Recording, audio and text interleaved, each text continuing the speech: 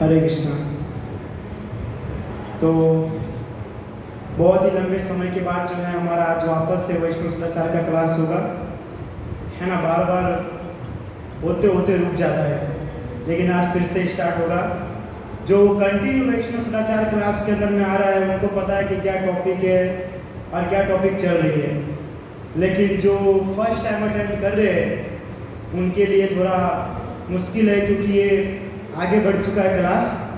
तो फिर भी हम जो डिस्कशन करेंगे आप उसके ज़रिए कुछ ना कुछ समझ सकते हैं। और सबसे पहली बात यह है कि हम बता दें कि भक्ति में आने के लिए वैष्णव सदाचार होना बहुत ज़रूरी है ना।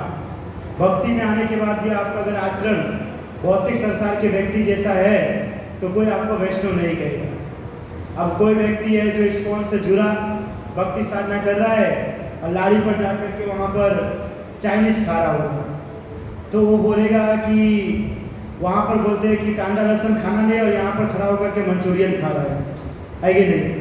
तो वैष्णव सदाचार होना जरूरी है भक्ति में आने के बाद, क्योंकि जब तक व्यक्ति के अंदर में एक वैष्णव का आचरण नहीं आता है तब तक उसको वैष्णव नहीं कहा जाता, तब तक उसे वैष्णव नहीं कहा जाता। क्योंकि जो भौतिक संसार के जो लोग होते हैं वो क्या करते हैं, भोग विलास में पड़े रहते हैं, है ना, अपनी इच्छा की पूर्ति करते रहते हैं। तो उसी प्रकार कोई व्यक्ति भगवान के भक्ति में आता है, लेकिन अगर वो आचरण को फॉलो नहीं कर रहा है ना, तो इनडायरेक्टली वो भोग विलास में लगा है और भोग विलास में लगा और भौतिक संसार से जुड़ा है, माया में पड़ा हुआ है, उसको भक्त नहीं गिना जाता है। इसके लिए भक्ति में आने के बाद सुधार होना जरूरी है। इसके लिए हमने वैष्णव सदाचार चालू किए हैं। बहुत बार लोग कहते हैं कि प्रभु जी तो हम क्लास में आते ऊपर से आप बोलते हो तिलक लगाइए, धोती कुर्ता पहनिए, माला पहनिए, माला कीजिए, क्लास में इतना थोड़ी तो होगा हमारे से। तो प्रभु जी जब आप ये सब चीज़ करोगे ही नहीं तो मतलब कि कैसे इंसान आपको समझेगा कि हाँ भक्ति में हो। आप जब भक्ति में नहीं थे तो भी वो फटा हुआ फंकी जीन्स और जैकेट वैकेट पहन के वो घोषणा स्थल वाला बाल कर करके घूमते थे। अब भक्ति में आने के बाद भी वही कंडीशन है, तो कोई व्यक्ति को कैसे पता चलेगा कि आप वैष्णव है। ये तो नहीं कहेंगे कि पहले था आप मॉडर्न वैष्णव बन गया है कि नहीं, ये तो नहीं होगा। कुछ तो चेंजेस होना चाहिए ना। कोई व्यक्ति पहला स्टैंडर्ड में है, पहले स्टैंडर्ड में उसने ABCD सीखा, अब जब दूसरी में पांचवी में चला गया तो पांचवी में पूछता है कि तुमको क्या आता है, तो बोलेगा ABCD। तो ये तो सही नहीं है। अब पांचवी में तो आगे बढ़ना चाहिए कि नहीं। उसी प्रकार जब भक्ति के अंदर में आते हैं, मंदिर से जुड़ते हैं, तो हमको भक्ति में आगे बढ़ना चाहिए, और आगे बढ़ाने वाला है वो हमारा है वैष्णव सदाचार, है ना। ये क्लास बहुत ही कम होता है, क्योंकि क्या है आज संसार के अंदर में व्यक्ति को किसी भी बंधन में बंधना नहीं है ना। जहाँ पर बहुत सारे ऐसे संस्था भी है जहाँ पर आप जो चाहोगे ना वही होगा। आप बोलोगे प्रभु जी हम जीन्स पैंट पहन के आएंगे, हाँ ठीक है प्रभु जी जीन्स पैंट और वो दबंग वाला चश्मा लगा के आएंगे, हाँ चलेगा, है ना। आप जो इच्छा करोगे ना वो पूर्ति करेंगे। ऐसा संस्था जो है ना वो सिर्फ इसलिए है कि मेरे संस्था का नाम हो, है कि नहीं। इसलिए आप देखिए दूसरे जितना संस्था है उसके अंदर में लाखों की संख्या में भक्त है, करोड़ों की संख्या में, लेकिन इस्कॉन के अंदर में इतना नहीं जुड़ते, इस्कॉन के अंदर में इतना नहीं जुड़ते, क्योंकि यहाँ पर रूल्स बताया गया है। जैसे ही कोई आता है इस्कॉन में तो 4 रूल्स बता दिया जाता है उसको बैठा करके, रोजी चाय कॉफी नहीं पीना है, रोजी सुबह उठ करके तुम्हें वही चालू करता हूँ, नहीं पीना है कि नहीं, लहसुन प्याज नहीं खाना है, मांस मच्छी नहीं खाना, रोजी नहीं खाएंगे तो चलेगा ही नहीं। वो तो गुरुवार शनिवार को गैप मार देते हैं, बाकी कंटिन्यू तो चलता ही है ना। जुआ नहीं खेलना है, छुट्टी होता है तो दोस्त के साथ रोज वही करने जाते हैं, है ना। या बोलेंगे पर स्त्री संग नहीं करना है। तो ये सब चीज़ क्या है कि लोगों को चाहिए, ये सब चीज़ चाहिए ही। और कोई अगर अदर संप्रदाय है दूसरा, उसके अंदर में ये सब फैसिलिटी मिलता हो तो कोई व्यक्ति उसमें जुड़ने से ना बोलेगा, कोई नहीं बोलेगा। वो नहीं बोलेगा ना तो भी हम बोलेंगे प्रभु जी हमको ग्रुप में ज्वाइंट होना है, बताइए क्या करना पड़ेगा। तो इस्कॉन के अंदर में बहुत सारे लोग क्यों नहीं जुड़ते हैं, क्योंकि यहाँ पर बहुत सारा रूल्स होता है। और एक वस्तु है प्रभु, जहाँ पर रूल्स होता है वही व्यक्ति आगे बढ़ता है, जहाँ रूल्स ना हो ना वहाँ पर कोई मतलब नहीं है। अब देखिए 2 प्रकार के स्कूल होते हैं, एक सरकारी होता है और दूसरा प्राइवेट होता है। किसका इंपॉर्टेंस ज़्यादा है, सरकारी का कि प्राइवेट का? प्राइवेट का स्कूल का, है कि नहीं? सरकारी में क्या है कि यहाँ घूमते भी है, फिरते भी है, जब मन आया बैग उठा करके भाग जाएंगे, मन हुआ तो आएंगे, नहीं हुआ तो हम पहले थे स्कूल में, बहुत पहले जब आए थे तो पहले दूसरी में, तो वहाँ पर जब क्लास अटेंड कर रहे थे तो वहाँ पर ऐसा था कि टीचर अपने में ही व्यस्त रहते थे और स्टूडेंट को बोलते थे आपको जो करना है करो। तो कोई एरोप्लेन बना करके उड़ाता था, कोई नाव बनाता था, कोई चिमटा बना करके घूमता था। बस 1 साल बीत गया, हमारे पापा ने मुझसे पूछा कि तुझे क्या आता है, तो मैंने बोला वही ये फोर बस।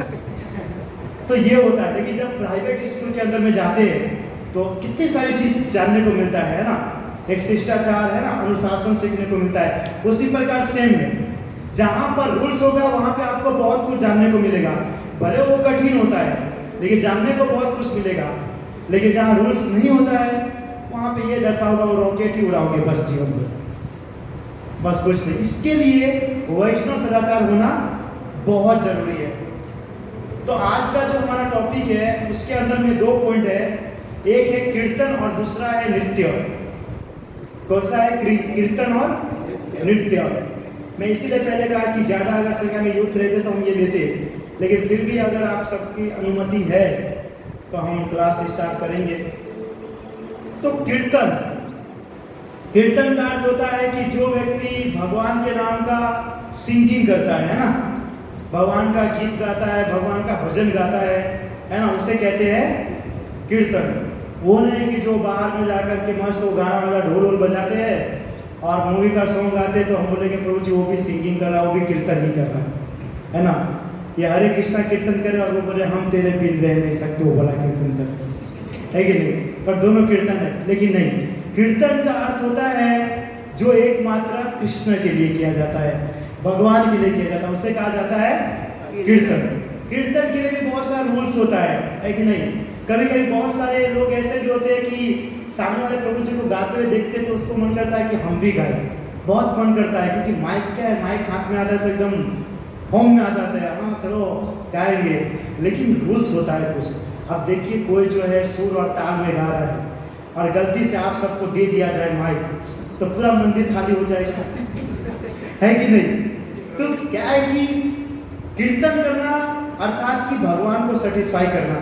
इनडायरेक्टली कहा जाता है कि मंदिर के अंदर में जो पुजारी जो होता है वो आरती करते हैं, तो कहते हैं कि पुजारी को बहुत कुछ करना पड़ता है। पहले अगरबत्ती जलाना पड़ता है, फिर दीप जलाना पड़ता है, फिर शंख से पानी डालना पड़ता है, रुमाल बताना पड़ता है, चामर और फिर मोर का वो, तो उसमें वो बहुत बोर हो जाता है।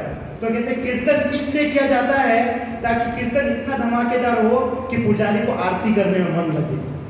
नहीं तो वो आरती करते रहेंगे और कीर्तन यहाँ चल रहा है, वो आरती वहाँ करेगा, बोले कौन गा रहा है कि नहीं? डायरेक्टली इस तरीके से बताया जाता है कि मतलब कि पुजारी का मन जो है भगवान के विग्रह में लग सके, इसे इस महाराज जी ने बताए थे।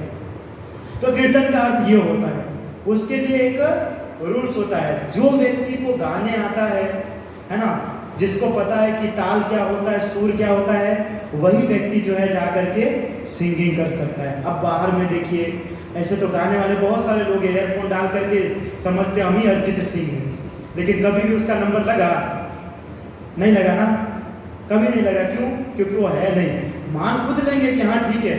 अब देखिए कोई व्यक्ति जो है कोई भी एक्टिविटी करेगा, भले वो सही हो गलत, अपने आप को कभी गलत बोलेगा।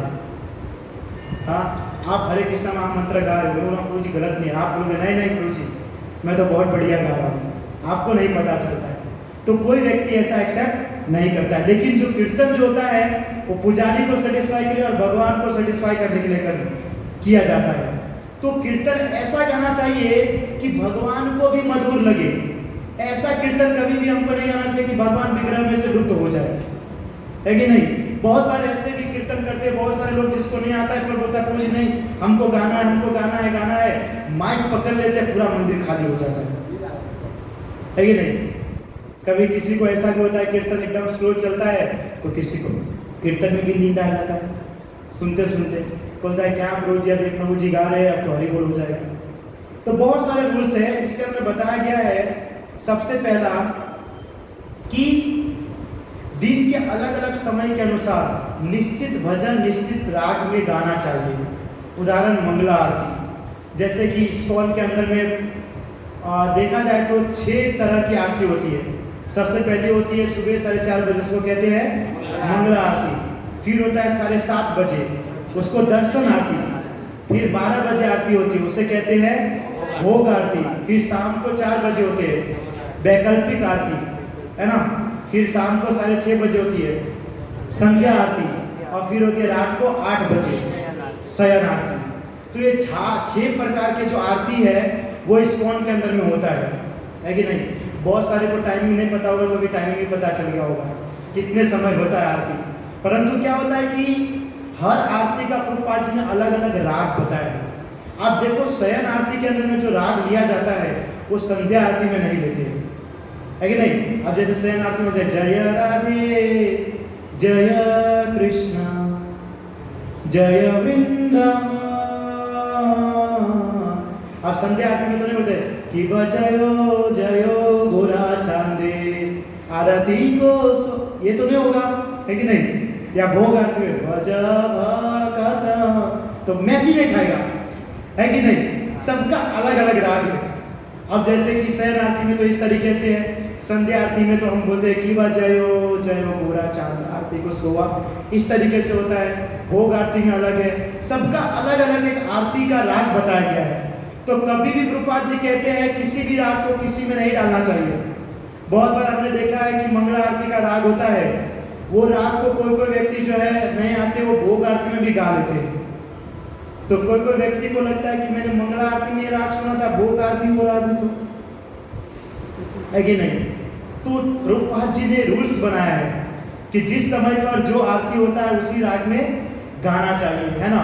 और किसी भक्त को अगर गाने की इच्छा भी हो ना, तो पहले कंपलसरी उसको सीख के आना चाहिए, है ना। सिर्फ देख करके नहीं, प्रभु जी गा रहे हैं तो हम भी गा सकते हैं, प्रभु जी हमको भी थोड़ा माइक दीजिए, है कि नहीं। लेकिन ऐसा नहीं, पहले आपको भजन आना चाहिए, किस राग में गाया जाता है वो आना चाहिए, है ना। क्योंकि आप भगवान को भी सुनाते हैं, पुजारी भी सुनते हैं, और आजू बाजू कितने सारे लोग भी खड़े रहते हैं, उन सब को देखना होता है कि नहीं। क्योंकि हमारा क्या है कि बहुत सा चैतन्य महाप्रभु देखिए ज़्यादा प्रचार नहीं किए, कीर्तन के जरिए बहुत सारे लोगों को भक्त बनाए, है कि नहीं। आप यहाँ पर जब कीर्तन करते हैं तो नए नए लोग आते हुए अट्रैक्ट होते हैं देख करके, हाँ कितना अच्छा कीर्तन हो रहा है, कितना अच्छा गाते हैं, और फिर रेगुलर आना चालू करते हैं। अब क्लास के जरिए बोलेंगे तो कोई क्लास में आएगा नहीं, आप देख रहे हैं, है कि नहीं। तो क्या है कि कीर्तन के जरिए भी अट्रैक्ट करना चाहिए। जब हमने भी प्रीचिंग किया ना गुरु जी, तो हम कीर्तन से स्टार्ट किए थे, तब जाकर के प्रीचिंग स्टार्ट हुआ। पहले शुरुआत में हम कीर्तन करते थे, हमको लगा शुरुआत में क्या है कि जब प्रीचिंग करना स्टार्ट किए तो प्रीचिंग से इतना कुछ हो नहीं रहा था, कोई मानता नहीं था। मैं बोलता था प्रभु जी हम यूथ प्रीचिंग कर चलाते हैं, आप हमारे क्लास में आइए, हर संडे होता है। तो प्रभु हाँ प्रभु जी जरूर, दूसरा संडे दिखता ही नहीं। तो हमने क्या किया कि हमने कीर्तन करना स्टार्ट किया, मतलब गाना। अब कीर्तन गाते गाते आप इतने सारे यूथ हो गए कि नहीं बोलते फिर भी क्लास के अंदर में आते हैं, है कि नहीं। तो कभी कभी ये होता है कि कहीं पर प्रीचिंग के जरिए भक्त आते हैं, कहीं पे आपका आचरण को देख करके आते हैं, है ना। कभी कभी व्यक्ति कि हाँ प्रभु जी अच्छा गाते, प्रभु जी बोले तो चलो हम थोड़ा जाते हैं वहाँ पर। तो क्या है कि कीर्तन भी एक अच्छे तरीके से गाने वाला होना चाहिए, है ना। नहीं तो कौवे की तरह आवाज़ निकलेगा तो फिर सब हरी बोल हो जाएंगे, है ना। भगवान वैसे भी हम यहाँ पर जो भी कीर्तन गाते हैं, आपको बताऊं इससे बहुत बड़े बड़े मतलब के डिवोटी है जो भगवान को गोलोक में बैठा करके कीर्तन सुनाते रहते हैं। हम तो कुछ नहीं गाते हैं, है ना। कभी आपको लगे ना कि हाँ कोई 4-5 व्यक्ति आकर के प्रभु जी आप तो बहुत बढ़िया गाते हैं, तो उसको समझना चाहिए कि आप कुछ नहीं गाते हो, वो तो भगवान आपको सहन कर रहा है, नहीं तो आपसे बढ़िया गाते हैं, है ना।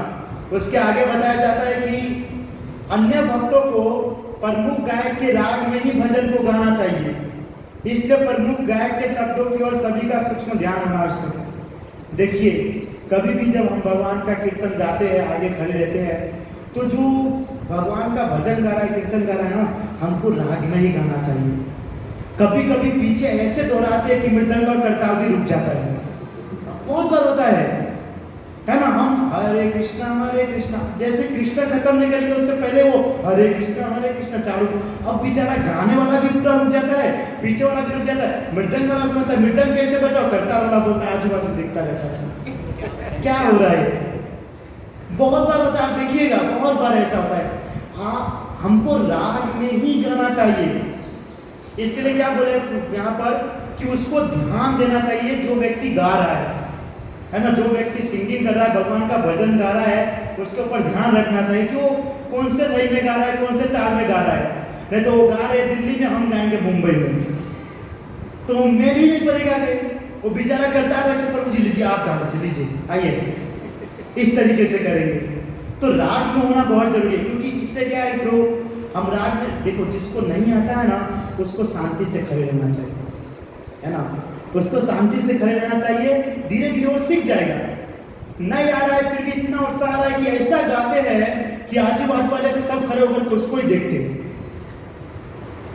है ना, बस कि एक यही प्रभु जी जो गा सकते हैं, पूरा घाटी का हरि बोल कर देते तब, है ना। इसलिए आए तभी हमको गाना चाहिए, नहीं तो रुकना चाहिए, और नहीं तो ध्यान देना चाहिए प्रभु जी किस राग में गा रहा है। बहुत बार ऐसा होता है, नया नया राग होता है, कोई नहीं गा पाता है, तो प्रभु जी ऐसा नहीं कि आपको गाना ही है, आप श्रवण भी कर सकते हैं, है कि नहीं, लेकिन गलत तरीके से नहीं गाना चाहिए।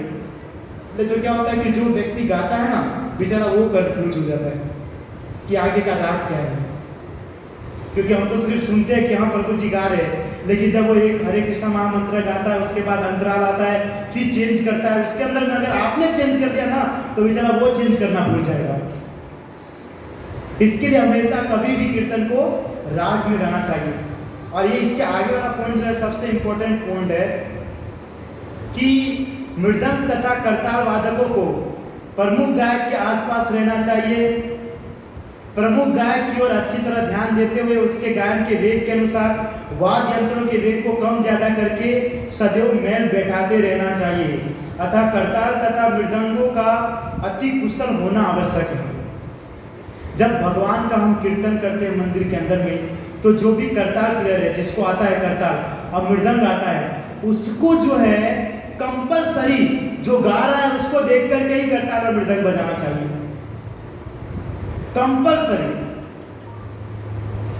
हम देखते हैं आरती के अंदर में बेचारा वो गा रहा है भगवान को देख करके, मृदंग वाला उधर देख करके गा रहा है, करताल वाला पीछे घूम करके गा रहा है। एक करताल वाला यहाँ है तो एक 100 मीटर के दूरी पे, एक 200 मीटर की दूरी पे बुलाना पड़ता है, मुझे करताल का आवाज मेरा थोड़ा पास आइए।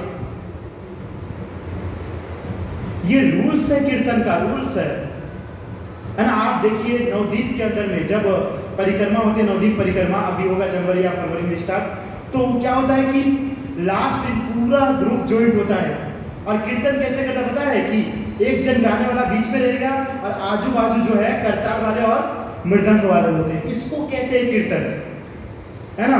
हमारा एक पीछे खड़ा रहेगा, एक आगे खड़ा रहेगा, एक दिखेगा भी नहीं बजा रहा है, कोई साइड होगा तो पता चलेगा अरे वो भी करताल बजा रहे, वो पीछे आइए थोड़ा, गा रहे इधर और मृदंग कहीं और बज रहा होता है। कभी कभी क्या होता है करताल वाला मृदंग वाला भी भाव में आ जाते हैं, तो भगवान को देखने लगते तो गायक को भूल जाते हैं कि कौन से ताल में गा रहे हैं। तो ये भी होना जरूरी है ना। ये बहुत इसने बोला था कि ये क्लास नेक्स्ट संडे, क्योंकि रेगुलर यूथ का होना जरूरी है, क्योंकि क्या है कि वो ऐसा होना चाहिए, भगवान का नाम का कीर्तन करते हैं तो सब चीज मैचिंग होना चाहिए, और जिसको नहीं आता उसको नहीं बजाना चाहिए, है ना। नहीं तो वो ऐसा बजाएंगे कि आजू बाजू वाले भी रुक जाते हैं और उसका मन नहीं लगता। फिर क्या होता है, सब चीज जो है उसी को देखते रहते हैं। गुरु जी आप बजा लीजिए, है ना, आप बजाइए, बहुत बढ़िया बजा रहे। और फिर बेचारा गायक क्या करेगा कि सब रुक गया और वो जो नहीं बजा रहा परफेक्ट, उसको देखेगा, बोलेगा एक काम कीजिए बजाते बजाते गा भी लीजिए, है ना, तो ये परफेक्ट रहेगा। तो ये रूल्स है, जो व्यक्ति करताल बजाता है या मृदंग बजाता है, क्योंकि मैंने क्या बोला पूछे जो इंस्ट्रूमेंट होता है ना, वो करताल मृदंग हारमोनियम कुछ, वो सब कौन है, बलराम जी है, बलराम जी। और बलराम जी हमेशा अपने आप को किसके सेवा में रहते तैयार, भगवान के, है ना, भगवान श्री कृष्ण के सेवा के लिए तैयार रहते हैं। तो आप उस बलराम जी को हाथ में लेकर के दही पापड़ भजिया बना दोगे तो कैसा लगेगा, है कि नहीं। अब कभी होगा किसी को मृदंग नहीं आता, वो भी आकर के बस धरा धर वो बेचारा गा रहा है नमो मारो फास्ट में बजाते जा रहे है कि नहीं। मुझे थोड़ा भाव आ गया था, थोड़ा भाव नीचे रखिए, थोड़ा गाने वाले को देख करके बजाया जाता है, किया जाता है कि नहीं। इसलिए ये सब रूल्स को समझना चाहिए। जो व्यक्ति कीर्तन के अंदर में जो नाचता है उसका भी है, लेकिन ये जो कीर्तन गाते और आगे खड़े रहते आरती के अंदर में जो करताल या मृदंग बजाते हैं उसको एकदम कंपलसरी होना चाहिए। हमने बहुत देखा आरती के अंदर में, लाइव एग्जाम्पल है, इसलिए कोई वहां रहेगा कोई वहां रहेगा, पकड़ के लाया जाता प्रभु जी खड़े रहे, है कि नहीं तो किसी को तो बोलेंगे प्रभु जी इधर देखिए, नहीं मुझे भाव है, हम गौर निताय को देख करके करताल बजाएंगे। गौर निताय के सलाह भाई पाछड़ जोईने भाई नया गाय से वो नहीं गाओ कहीं नया जोईने बगैर, तो भी हो तो उनको ही देख करके नहीं जयो गोरा चांदे आरती मारे जो ऊपर ब्रिटिश के अंदर की बात। तो क्या है कि कीर्तन, मैंने कहा ना रोजी क्योंकि कीर्तन के जरिए हमको भगवान को इम्प्रेस करना है ना, भगवान को प्रसन्न करना है, तो हमको उसके साथ में वो देना पड़ेगा, साथ देना पड़ेगा, तभी किसी को कीर्तन में आनंद आएगा, है ना। बाकी किसी को मजा नहीं आएगा। नहीं तो अनेक मंदिर के अंदर में आप देखिए वहां पर कोई कीर्तन करता नहीं बजाता, मैंने खुद देखा है, वो ड्रम जैसा रहता है इतना बड़ा, वो स्विच दबाता है ना, स्विच कुछ आता है, स्विच दबाता है वो ढन ढन ढन, अब वो कौन सा राग गा रहा है ये सिर्फ ढन ढन हो रहा है बस, उसके अलावा कुछ नहीं, यही उसका एक राग सेट होता है ढन ढन, ऐसे ही होता है मुझे मेरे हिसाब से, है ना। मंदिर के अंदर में बस वो स्विच चालू कर दिया और वो ढन ढन करेगा और वो ढन ढन करेगा, ये कोई रूल्स नहीं है। हमको हमारी संस्कृति के हिसाब से चलना चाहिए। आप साउथ के अंदर में जाओगे तो वहां पर कंपलसरी मृदंग और करताल होता है कि नहीं, और वहां पर बजाया जाता है, यही हमारी संस्कृति है। अभी मॉडर्न जमाना के अंदर में ये लोग नए नए इंस्ट्रूमेंट ला रहे हैं, उसमें ना कोई राग है ना कोई ताल है ना सुर है।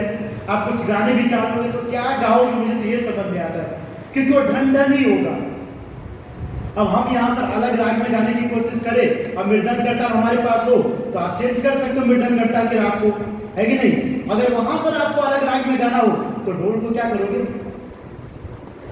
कुछ नहीं करेंगे, वो ढन ढन ही होता है। मैंने देखा है, मैं कभी कभी बाइक से गुजरता हूँ तो यहाँ पे बहुत सारे मंदिर है, तो आवाज आता है, मुझे पता चल गया वही बज रहा है, तो भले कुछ भी आरती। अब क्या होता है कि आरती का तो आवाज आता ही नहीं है, क्योंकि हर जगह पे माइक नहीं रखते हो लोग, डायरेक्ट ढोल का आवाज बहुत ज़्यादा आना चाहिए और मुंह से ऐसे ही गाते रहते, जो गाते होंगे ठीक है भगवान का भजन, लेकिन हमको मृदंग और करताल को लेकर के ही कीर्तन करना चाहिए कभी भी, ये हमारा रूल्स है ना। बाकी ये ढोल नगारा करके वो रूल्स नहीं है। और उसके बाद बताया गया है कि अन्य भक्तों को सभी भक्तों को एक ही स्वर में अत्यंत उत्साहपूर्वक गाना चाहिए। ये भी अच्छी बात है कि जब आप गा रहे हो, भगवान के सामने आए हो, तो थोड़ा मधुरता के साथ और उसके साथ साथ उत्साह में गाना चाहिए, है ना, कि सामने वाला व्यक्ति गा रहा है तो उसको भी अच्छा लगे। अब वो एकदम फॉर्म में गा रहा है, एकदम मजे से गा रहा है, भगवान को देख करके हरे कृष्णा और आप हरे कृष्णा हरे, बेचारा ओहो, बेचारा का पूरा उत्साह नीचे चला जाएगा, पूरा उत्साह खत्म। ब्रो बहुत जरूरी है ये सब, हमको बहुत लाइटली लगा प्रभु जी क्या क्लास चल रहा है, लेकिन ये बहुत जरूरी है, बहुत जरूरी आरती के अंदर में है। जैसा जो गाने वाला है बजाने वाला वैसा हमारे अंदर होना चाहिए। एकदम फास्ट बज रहा है तो आपके अंदर भी रौनक होनी चाहिए, उत्साह होनी चाहिए, हाँ जोर से कीर्तन करेंगे। वो बेचारा एकदम फॉर्म में गा रहे, मस्त गा रहा, आप ऐसे रो करके गा रहे हो कि बेचारा बंद कर देंगे गाना। ऐसे कभी मैंने देखा बहुत बार, ऐसे गाते हैं कि भगवान ने पूरे दुनिया का दुख टेंशन उसके ही लाइफ में डाल दिया है और उतारने के लिए आया आरती में, है ना, आया आरती में उतारने।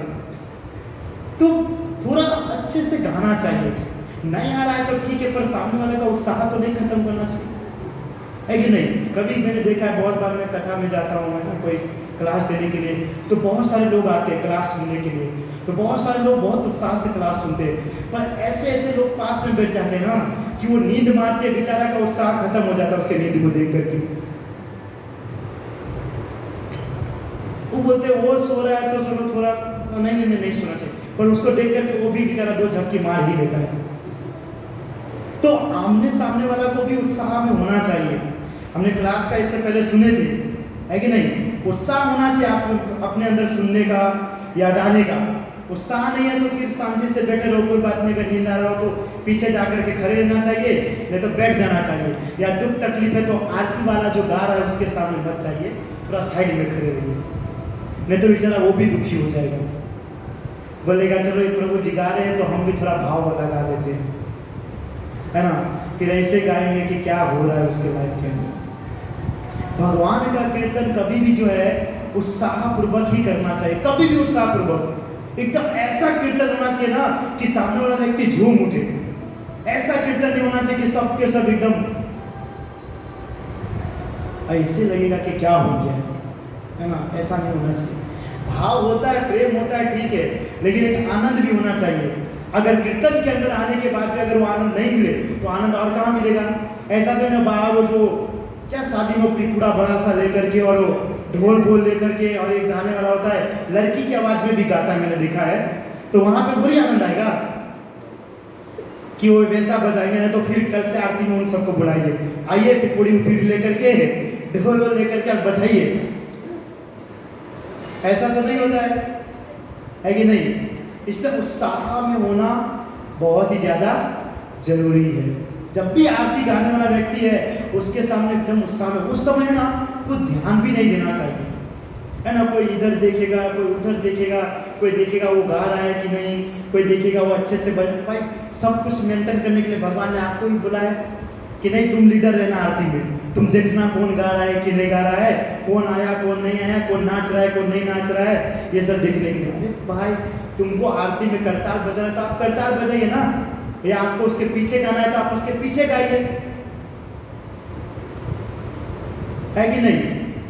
आरती के अंदर में अगर हम जब भी प्रवेश करते हैं तो एकमात्र ध्यान हमारा भगवान के ऊपर ही होना चाहिए। Only for focus Radha Damodar, और कुछ भी नहीं, तब जाकर के आनंद आएगा। बाकी इधर उधर घूमोगे ना तो वो कुछ आनंद नहीं है। इसीलिए हम उत्साह से रहित हो जाते हैं। उत्साह कब होगा? जब इतना जोर से कीर्तन चलता रहेगा, गाते रहेंगे और भगवान को देखते रहेंगे तो हाँ बहुत आनंद, ऐसा लगेगा कि इतना अच्छा कीर्तन हो रहा है कि गौर निताई भी बाहर आकर के नाच रहे हैं, ऐसा होना चाहिए। तो कभी कभी पास में मैंने कहा ना कि ऐसे लोग गाना चालू कर देते ना, बेचारा उसका भी उत्साह खत्म हो जाता है। तो ऐसे व्यक्ति अगर आपको भी कभी लगे ना कि प्रभु जी बहुत दुखी है, आप प्रभु जी उत्साह में गा रहे हैं और प्रभु जी थोड़ा इस तरीके से गा रहा है, प्रभु जी थोड़ा पीछे जा करके थोड़ा खड़े हो जाइए। वो क्या है, आपका सब ठीक है, लेकिन क्या है, हम भगवान को इम्प्रेस करने वाले हैं तो हम खुद इम्प्रेस हो जाएंगे। तो इस तरीके से होना चाहिए। दूसरा बताया गया है कि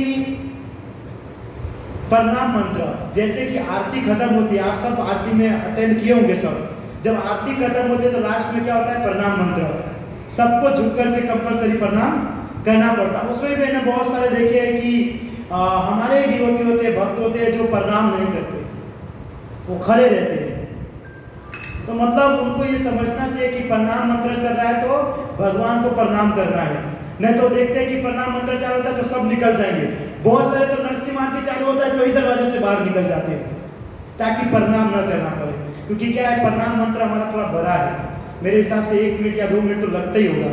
तो क्या है कि 2 मिनट के लिए फिर सोना, फिर मांड वापस उठना, क्या प्रभु जी, तो उसमें भी आलस आता है। मेरे हिसाब से तो ऐसा ही लगता है, आलस लगता होगा इसलिए वो नहीं करते। तो प्रणाम मंत्र भी कंपलसरी करना जरूरी है। अब उसके बाद बताया गया है कि नृत्य, रूप गोस्वामी कहते हैं कि प्रत्येक व्यक्ति को विग्रह के समक्ष नृत्य करना सीखना चाहिए। जहां पर भगवान का विग्रह है ना, जहां राधा दामोदर उपस्थित हो, जगन्नाथ बलदेव सुभद्रा उपस्थित हो, गौर निताई उपस्थित हो, नरसिंहदेव भगवान हो, वहां पे हमको कीर्तन करना चाहिए, नृत्य करना चाहिए। जैसे कि संडे आप सब लाइव देखेंगे, सब करेंगे कीर्तन, तो भगवान के सामने। रूपपाल जी ऐसे कहते हैं कि अगर कोई व्यक्ति भगवान के सामने अगर नृत्य नहीं करता है तो उसको माया के सामने नृत्य करना पड़ता है। अब डिपेंड करता है आपके ऊपर, या तो माया के सामने जाकर के नृत्य कीजिए या भगवान के सामने। हमने बहुत देखा है जो व्यक्ति माया के सामने नृत्य करता है, लड़ाई झगड़ा ही होता है हर बार, चाहे कोई भी फेस्टिवल हो, तो बैंड बाजा बज रहा हो या गणेश जी का हो, कोई भी ऐसे नाचते तो हाथ मारा मारी चलते हैं, उससे लगता है एकदम अलग ही तरीके से नाचता है, क्योंकि कोई स्टेप तो होता नहीं है, बस जिसको जो आता है वो ऐसा ऐसे ही, कोई गोल गोल घूमने वाला रहेगा तो गोल गोल घूमते घूमते ही बस बजाते बजाते मृदंग करताल की जोत नहीं पड़ती है, उसी में से आवाज आता है। तो क्या जो बाहर जो होते हैं उनको कीर्तन का तरीका नहीं पता नृत्य करने का। तो देखिए, अगर आप भगवान के सामने नहीं नाच रहे हो तो वहां पर नाचना पड़ेगा। आप बाहर नाचना मंजूर करते हो कि भगवान के सामने? भगवान के सामने ना, भगवान के सामने कीर्तन करेंगे तो भगवान आपसे प्रेम करेंगे और क्या पता आपको लेकर के अपने साथ चला जाए। लेकिन माया के सामने नाचोगे तो डंडा वंडा लेकर के सब खड़े हो जाते बाद में। क्योंकि क्या होता है, नाचते नाचते किसी के आंख में मार देता है, किसी के नाक में मार देता है, और वो आंख नाक में मारने के कारण महाभारत कर देते हैं। लाइव चीजें मैंने देखा है। इसलिए प्रभुपाद जी ने कहा, नहीं तो माया के सामने नाचो, नहीं तो भगवान के सामने नाचो। तो जो इंटेलिजेंट व्यक्ति है, कृष्ण भक्त है, वो कृष्ण के सामने नाचना पसंद करते हैं। बाकी जिसको माया में जाना हो तो फ्री है, बिंदास जाइए, नाचिए गाइए, ऐसा है कि नहीं। उसके बाद बताया गया कि भक्तों को पंक्ति के आमने सामने कीर्तन करना चाहिए। देखिए, कीर्तन करने का भी एक रूल्स होता है मंदिर के अंदर, है ना। हमने अभी बहुत सारे रूल्स बनाए जो रूल्स है ही नहीं। प्रभुपाद जी ने हमको बताया है एक ही रूल्स कीर्तन करने का, कि 3 पैर आगे और 3 पैर नीचे जो हम करते हैं, आप सब बताओ ना, 3 आगे करते हैं 3 पीछे करते हैं ना, बस वही बताया गया है, बस वही है। बाकी ये भी चलेगा जो इस तरीके से 3 करते हैं आप, इस तरीके से 3, है ना, ये 2 चलेगा, ठीक है, लेकिन उसके अलावा नहीं करना चाहिए। हमने देखा है बहुत सारे जो है कीर्तन करते करते ये 3 रूल्स के अंदर में 3 ऐसे ऐसे होगा ना, इस तरीके से जब 3 करते हैं तो एकदम ऐसा गोल घूमते हैं कि मतलब आगे वाले को धक्का लगे तो दूसरे लाइन में जाकर के ट्रांसफर हो जाए। इस तरीके से भी करते हैं। हमको जो रूल्स बताया गया है वो रूल्स के हिसाब से ही चलना चाहिए, क्योंकि हम भगवान के सामने कीर्तन कर रहे हैं कि माया देवी के सामने, है कि नहीं। भगवान के सामने तो रूल्स पता, वो रूल्स होना चाहिए। सिर्फ यही स्टेप बताया, आगे पीछे का और कुछ नहीं बताया है। यहाँ तक कि वो जो 2 भक्त पता वो ऐसे पकड़ते हैं ना, 2 भक्त, है ना, वो 2 भक्त पकड़ेंगे और ऐसा घूमेंगे, ऐसा घूमेंगे, ऐसा। कभी कभी मुझे लगता है, ऐसा तो होता नहीं है, मुझे लगता है गलती से हाथ छूटा तो एक उस गेट पे और एक इस गेट पे आएगा, फाइनल है। और इतना फास्ट करते हैं ना, इतना फास्ट, उनको चक्री की क्या बोलते पता नहीं, वो सब रूल्स नहीं है, उसको बताया नहीं गया है कि वो करना है, कहीं पे नहीं बताया गया। ये देखिए यहाँ पर ही रॉन्ग बताया गया है, आपको अगर दिखे तो ये देखिए, दिख रहा है ना, बताया गया कि हमको नहीं करना चाहिए। लोग सबसे ज्यादा यही करते हैं, क्या, ताकि सब देख पाएगा ना, हो प्रभु जी क्या बात है, तो बहुत बढ़िया गोल घूम लेते, मैंने तो आज तक नहीं घूम पाया। फिर बोलेगा हाँ वो तो मैं बचपन से थोड़ा अपना रूल्स चेंज नहीं, शू बचपन में रूल्स ही नहीं है वो तरीके का करने का। बहुत सारे करते देखिएगा, जब खाली जगह आज भी देखने को मिलेगा, लास्ट में शायद मेरे हिसाब से शयन आरती तक में दिखने को मिलेगा, 2 जन आएंगे मस्त, ठीक है भाई हेलो सब विचार। उससे क्या होता है कि आजू बाजू वाला जो कीर्तन वाला होता है ना, उसको पीछे हटना पड़ता है, क्योंकि वो इंटेलिजेंट है, पता है अगर हम कीर्तन करेंगे और वो लोग कहीं एकदम स्पीड किए तो हमको भी लेकर के कहीं दरवाजा के बाहर छोड़ देंगे, तो लोग पहले से साइड में हट जाते हैं। तो ये कीर्तन का रूल्स नहीं है, इस तरीके से कीर्तन कभी भी नहीं करना चाहिए। और ना कि ये वाला कीर्तन करना जो गोल घूमते ऐसे, है ना, ऐसा ऐसे बहुत सारे लोग ऐसे गोल गोल घूमते हैं एकदम, देखा है बहुत सारा लोग, कोई ऐसे करके ऐसे घूमेंगे, ऐसे घूमेंगे, या इस तरीके से घूमते हैं। और विचार कीजिए, सामने व्यक्ति अगर इस तरीके से घूम करके कर रहे और अगर चाटा लग गया उसको तो क्या होगा, विचार कीजिए। कीर्तन करने का एक रूल्स होता है। प्रभु जब हम कीर्तन करते हैं तो कीर्तन जो है भगवान के लिए करते हैं, ना कि किसी व्यक्ति को इम्प्रेस करने के लिए, है कि नहीं। भगवान के लिए करते तो भगवान के ऊपर हमारा फोकस होना चाहिए। जो रूल्स बताए वो हम क्या करते हैं, लोगों को दिखाने के लिए रोज नया नया नृत्य लेकर के आते हैं। हम मंडे टू सैटरडे नहीं दिखेगा, संडे आपको जरूर दिखेगा, बहुत नया नया नृत्य। मैं तो कभी जाता नहीं, मैं सोचा हूँ कभी जाऊंगा देखने के लिए कि कौन सा नया नृत्य आया, आता है रोज नया नृत्य। मुझे तो डर यह है कि कहीं ये लोग गरबा भी मिक्स न कर दे, नहीं तो हालो हालो चालू, मैंने बहुत सारा देखा, वैसे हो ही रहा है, वो जो घूमते हैं ना गोल, तो ऐसा, हाँ वो आगे से जो रे रे जो, बस है ना, वो आगे से हम लागे। तो क्या है कि लोग कीर्तन को भी एकदम अलग करके रख दिया है। मैं आपको बता दूं, कोई व्यक्ति इस तरीके से कीर्तन करता है तो भगवान प्रसन्न नहीं होते हैं। वो जो है अपने दिखाने के लिए और अपनी खुशी के लिए कर रहा है बस, बाकी भगवान को ऐसे व्यक्ति से कोई मतलब नहीं है। जो व्यक्ति कीर्तन करता है परफेक्ट तरीके से, वो सिर्फ भगवान के लिए होना चाहिए, ना कि किसी व्यक्ति को या किसी को दिखाने के लिए कि हम बहुत बढ़िया नाच रहे हैं। कभी कभी क्या होता है, लोग इतना अच्छा करते हैं ना कि वो खुद ही नीचे गिर जाते हैं। हमने देखा है बहुत बार, किसी को पैर में चोट लग जाता है, बोलता मुझे कीर्तन कर रहा था तो पैर इधर हो गया, तो मैंने बोला था गोल गोल घूमो।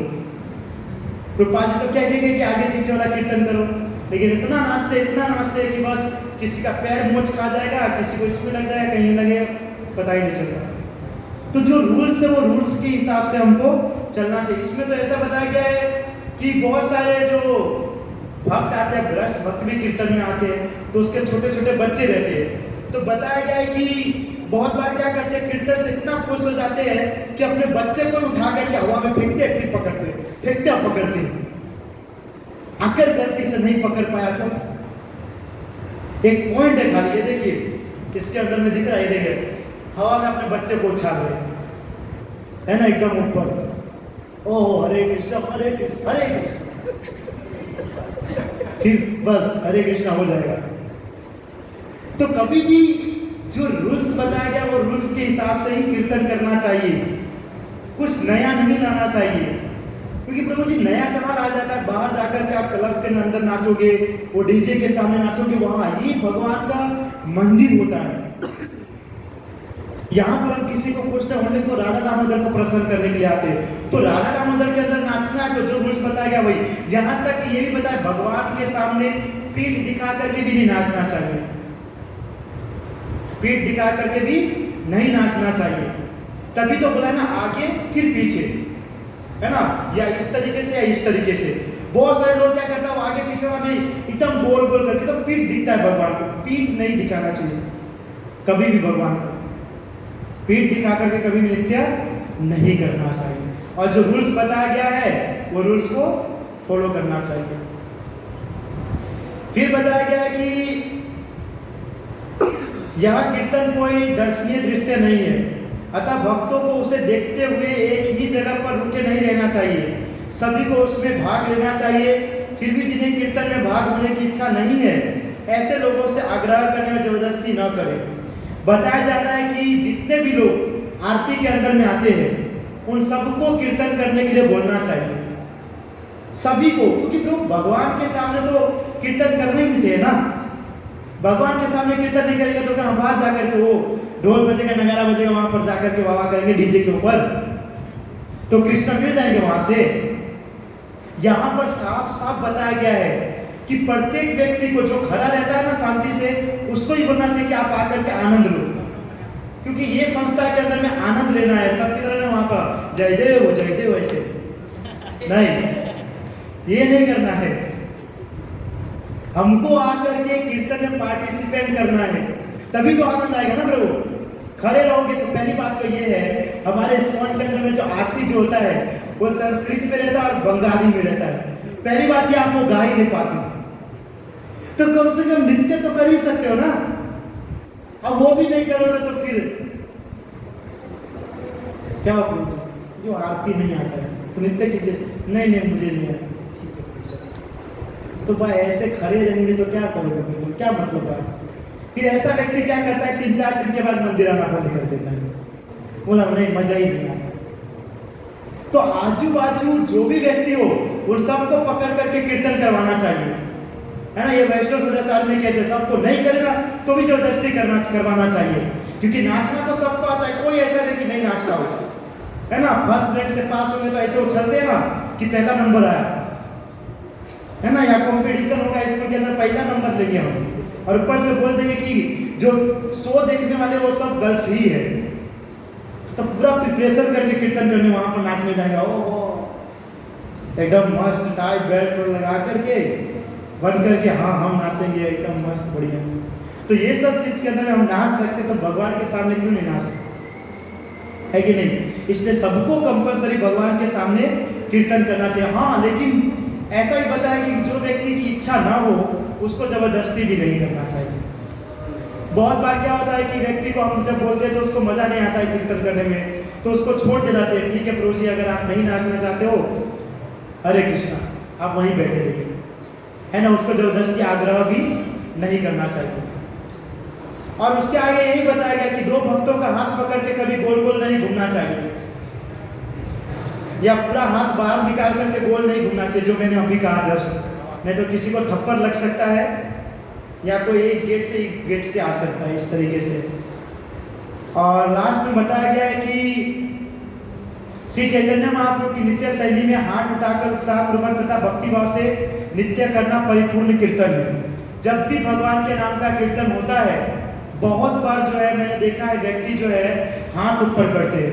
ज़्यादातर मैंने देखा है जब शंख बजता है तब हाथ ऊपर करते हैं। अच्छा मुझे बताइए, जो व्यक्ति यहाँ पर बैठे हैं जो शंख बजता है तब हाथ ऊपर करते, किस लिए करते हैं? क्या वो शंख को कैच पकड़ने वाले वहां से पुजारी फेंकेंगे, लो जिसके हाथ में है उसका शंख? क्या किस लिए हाथ ऊपर करते हैं? मैंने देखा है बहुत सारे करते हैं, लेकिन बता नहीं रहे कि क्यों करते हैं। दूसरे का देखा देखी देखते हैं लोग आगे। ये तो बिल्कुल सही है, तो मैं भी जानता हूँ। क्योंकि प्रभु शंख बजने के बाद भगवान का खुलता है ना, इसीलिए लोग करते हैं कि भगवान के आगे सरेंडर है। अच्छा, उत्साहपूर्वक। अच्छा, मतलब उत्साह होगा तो हाथ खड़ा कर देंगे। ये तो बंगाली है, इसके अंदर में तो है चैतन्य महाप्रभु जब थे तो इस तरीके से होता था, तो उत्साहित करने के लिए इस तरीके से। लेकिन हम हाथ खड़ा क्यों करते हैं, क्यों करते हैं? आयुष ने कुछ बताया था, क्या बताया तो?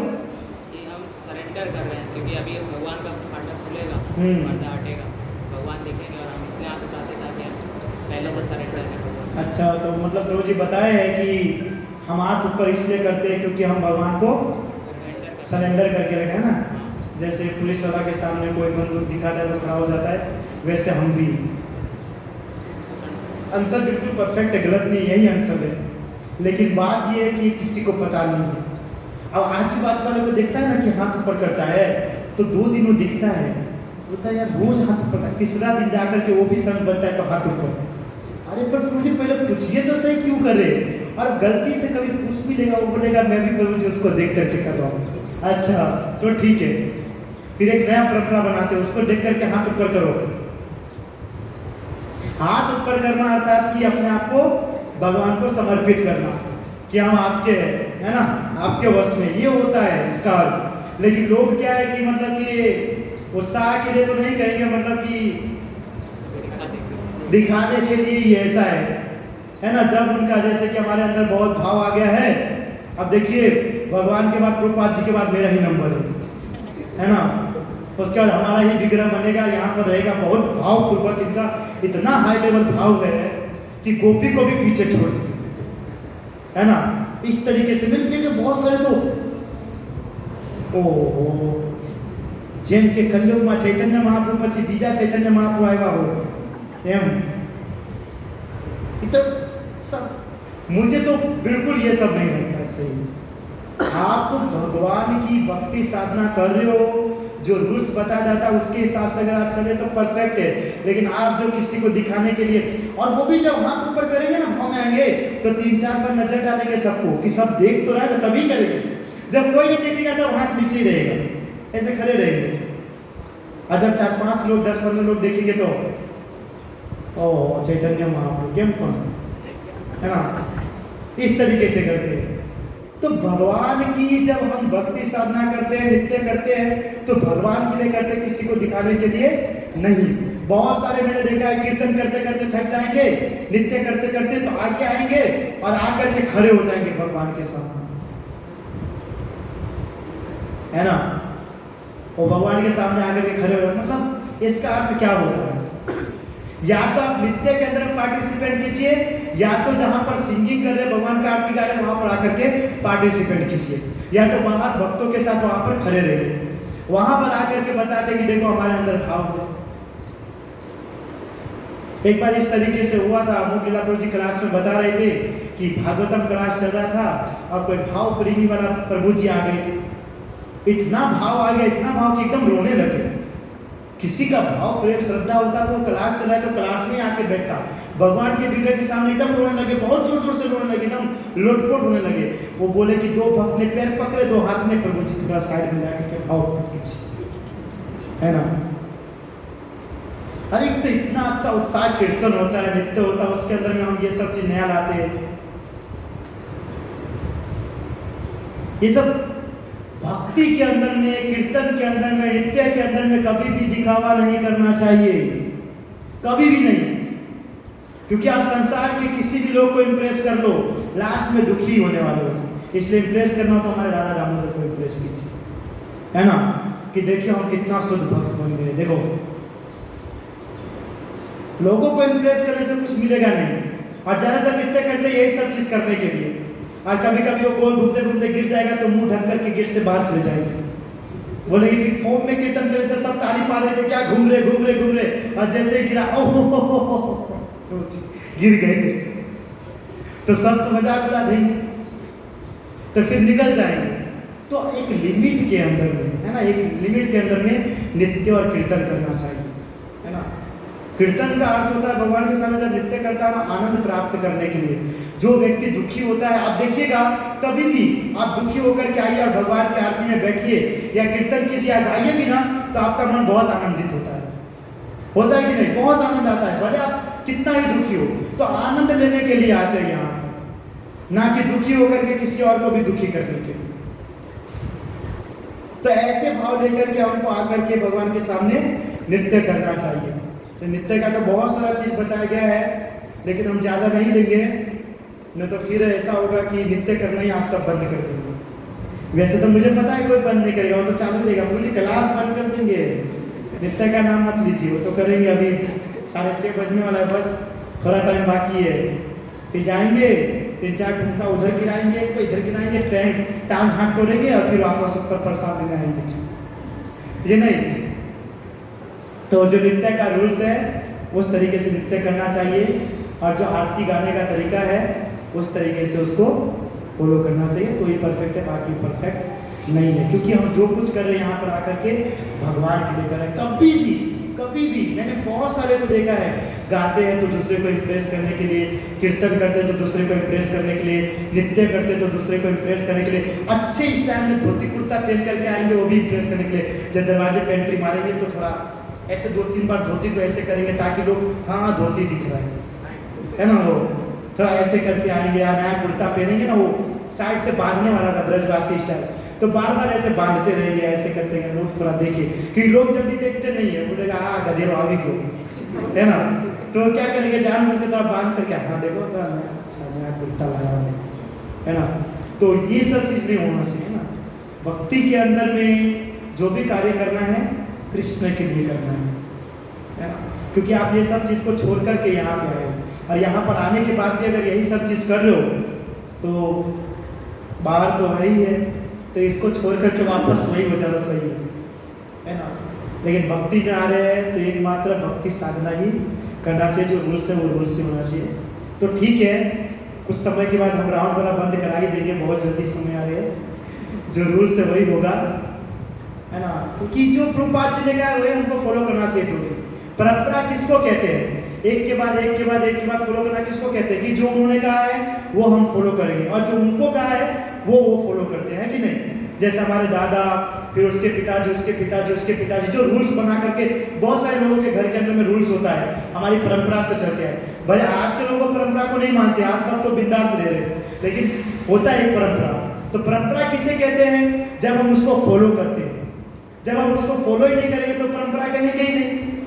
तो परंपरा के अंदर में तो कहीं नहीं कहा जाए को 2 हाथ पकड़ करके घूमो और एक उस दरवाजे से निकलो, एक दरवाजे से निकलो, या कहीं कहा नहीं गया कि इस तरीके से घूम करके चाटा मार के राउंड मारो, है ना, वो तो बताया नहीं गया। जो रूल्स नृत्य का बताया कि आगे पीछे 3 कदम और इस साइड से, बस इनफ है। इतना आनंद आता है। कीर्तन करते समय ये भी ध्यान रखना चाहिए कि हमारे कारण किसी को लग न जाए। कभी कभी तो क्या होता है कि कोई यूथ के अंदर में कभी कभी होता है बहुत अच्छा नृत्य करता है कोई, तो सोचता है कि इससे बदला कैसे ले, तो होता है नाचते नाचते ही बदला लूंगा। तो क्या करता है, कीर्तन करते करते जैसे वो इस साइड आता रहता है ना, वो जानबूझ के साथ जोर से पैर बांध देगा, अरे प्रभु जी थोड़ा भूल की ताकि वो बोल दी।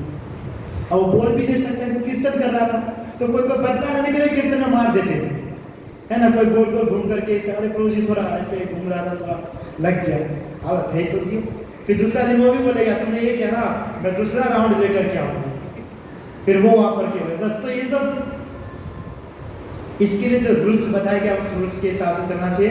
कीर्तन के अंदर में हमको ये देख करके चलना चाहिए कि हमारे कारण किसी को तकलीफ ना हो। अगर ऐसा लग रहा है कि हमारे कारण किसी को तकलीफ हो रहा है तो हमको बाहर आ जाना चाहिए, या हमको नृत्य करने नहीं आता है तो भी बाहर आ जाना चाहिए।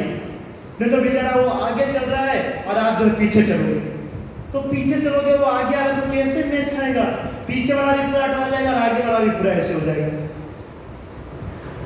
ना। बोलते कि एक मछली पूरे तालाब को हरी बोल कर देती है, वैसा अगर एक ऐसा नृत्य वाला मिल गया ना तो सबका राजा बन जाता, पूरा नृत्य वाले को सब अटक जाएंगे।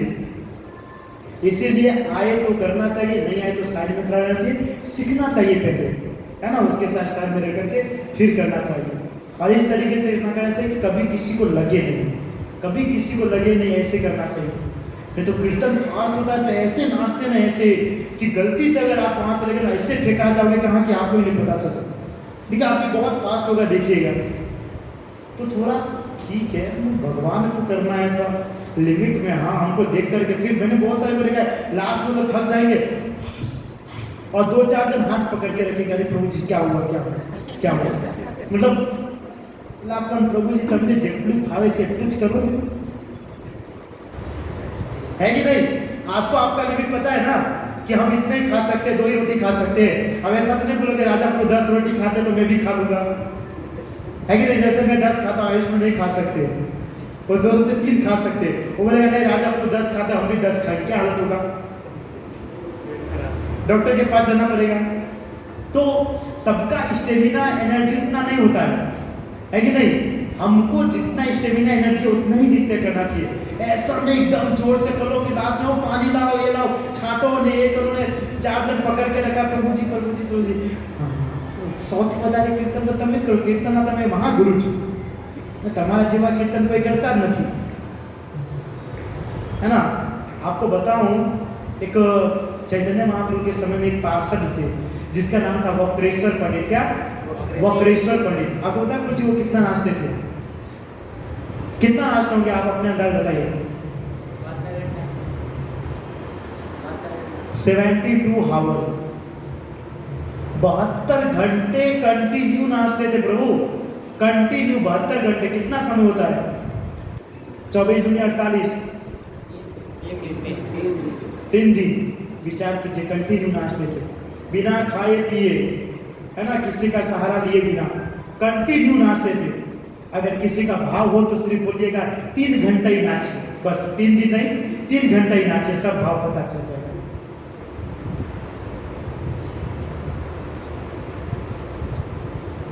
इसलिए दिखाना ये सब चीज नहीं करना चाहिए, क्योंकि आप जो कर रहे हो उससे पहले बहुत बड़े बड़े हस्ती आ चुके हैं, है ना, गाने वाले कीर्तन करने वाले। आप बताइएगा किसी को जाकर के वक्रेश्वर पंडित 72 घंटे कीर्तन करते थे। आप तो प्रभु जी 10 ही मिनट में 4 जन पानी का बोतल लेके खड़े रहते थे, फिर प्रभु जी कोई रुमाल लेकर के कोई पंखा लेकर के बेहोश थे गया, सेंसलेस, आप पंखा मारो। मैंने देखा, इसलिए मैं बोल रहा हूँ, मैंने बहुत, है ना। क्या प्रभु जी करने की जरूरत है, भगवान को इंप्रेस हो शांति से नाचिए। कहाँ हमारा ऐसा है कि बंद हो जाएगा। अरे अगर इतना नाचता है तो मंगला में आइए, दर्शन आरती में आइए, भोग आरती में आइए, संध्या आरती में आइए, शयन नाचते रहिए आप खाली। अब ऐसा तो नहीं है कि पूरा दिन का संध्या आरती में ही निकाल लेंगे तो गड़बड़ होगा ना, होगा कि नहीं। तो लिमिट में ठीक है, अच्छे से भगवान को सामने नाच रहे, भगवान भी थोड़ा देखेंगे कोई स्टेप ले रहा है, तो इतना फास्ट नाचे भगवान भी को पता नहीं चलेगा कौन सा स्टेप में नाच रहा है। हमने तो प्रभुपाद जी को कहा नहीं था स्टेप के लिए, कुछ नया स्टेप है, प्रभुपाद जी से बात करेंगे कुछ नया स्टेप, अरे नहीं भगवान मैं तो वही कहा, अच्छा तो ये लोग ने नया स्टेप लाया है। सो भगवान को इम्प्रेस करना है, कोई भी एक्टिविटी भक्ति के अंदर में आकर कोई भी एक्टिविटी करता है उसको हम कृष्ण से जोड़ना चाहिए। और किसके लिए करते हैं? ओनली फॉर कृष्ण के लिए, ना तो किसी लोगों के लिए, है ना। इस तरीके से हमको करना चाहिए। बाकी दिखाना है तो आप दिखा ही सकते, तो वांदो नहीं। आप कृष्णा के लिए करोगे तो भी तो लोग देखेंगे ना लोग, ऐसा तो नहीं देखेंगे, तो क्या जरूरत है। पर ठीक है, लेकिन जो रूल्स बताया गया है वो रूल्स के हिसाब से ही चलना चाहिए ना। कीर्तन और नृत्य इस तरीके से होना चाहिए।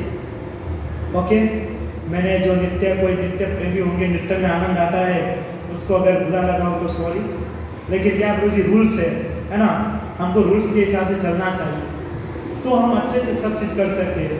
बाकी रूल्स बिना का चलेंगे तो सरकारी, है ना, 1 साल मिला हो गया तो भी मैं फॉर एप्पल ही बोल रहा था, 5 में चला गया तो ये होता है। इसके लिए वो रूल्स होना चाहिए। ओके, श्री प्रभुपाद की विदाई और प्रेमानंदे। किसी का कोई प्रश्न है तो पूछ सकते हैं कीर्तन या नृत्य के रिलेटेड, और अगर नहीं है तो भी ठीक है।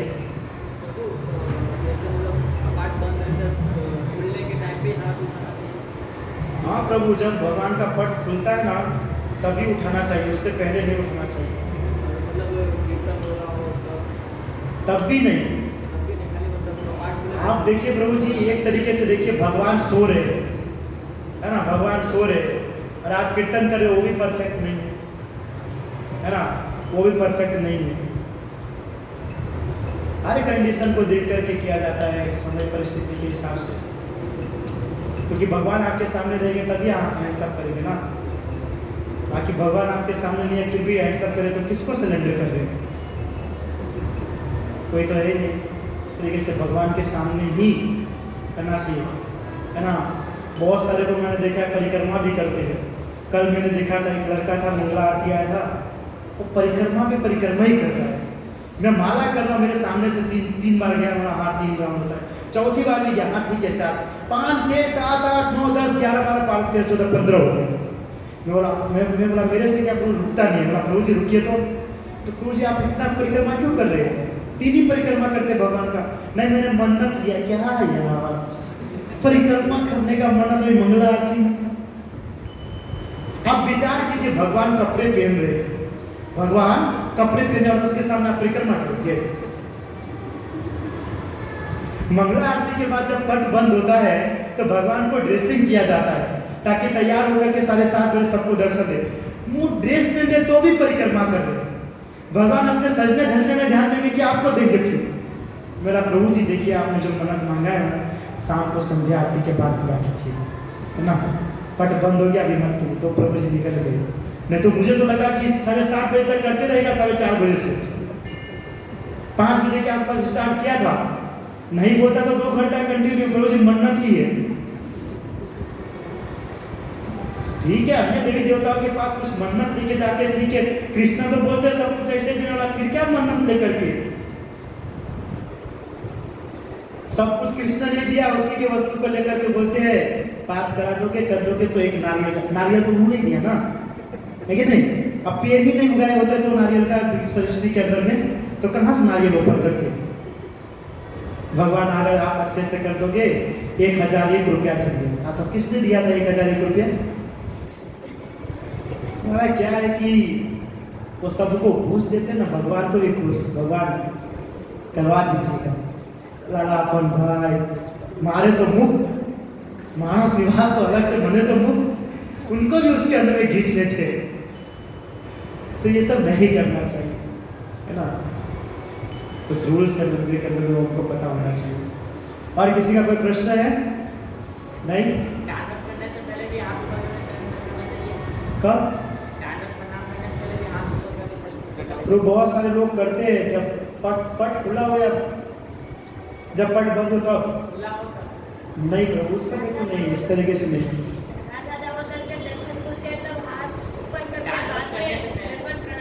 नहीं, दंड प्रभु, जब प्रणाम करते तो हमको केवल प्रणाम ही करना चाहिए। उसमें कहा प्रभु जी सरेंडर दंडवत, सरेंडर दंडवत नहीं। जब भगवान का पट खुलता है या हमारा रूल्स बताया जय श्री कृष्ण चैतन्य प्रभु नित्यानंद जी आता है, उस समय भी हमको सरेंडर करना पड़ता है। 5 तत्व को हम करके है कि नहीं, तब होता है। बाकी ऐसा तो ये वो सिलेंडर ढंढवत सिलेंडर ढंढवत सिलेंडर શું हाले છે ये नहीं होना चाहिए। रूल्स होता है प्रणाम के समय प्रणाम ही है ना। और जब सिलेंडर कर रहे हैं, सिलेंडर तो क्या है कि मतलब कि क्या उसी समय भाव आता है जब शंख बजता है, हाँ सिलेंडर है। पूरे समय के लिए सिलेंडर करना चाहिए, उसको सिलेंडर कहते हैं। सिर्फ शंख के समय को उसको नहीं कहते सिलेंडर होना। ओके ठीक है, सब ठीक है बोल। अच्छा है गुरु जी, बहुत कुछ बोल दिया आज आपने लगा। ठीक है तो कोई बात नहीं, अभी आरती अटेंड कीजिए, 10 मिनट में चालू होगा आरती। आरती के बाद सबके लिए प्रसाद है, प्रसाद ग्रहण कीजिएगा। और जो कोई नए भक्त है, वैसे तो नए नहीं है, जो नए हो वो स्कैनर हमारे ग्रुप का स्कैन करके ग्रुप में ज्वाइन हो सकता है। एवरी संडे 5 to 6 हमारा यूथ क्लास चलता है। Okay thank you so much, आप लोग ने क्लास अटेंड किए इसके लिए। हरे कृष्णा। जय हो जय हो। हरे कृष्णा हरे कृष्णा।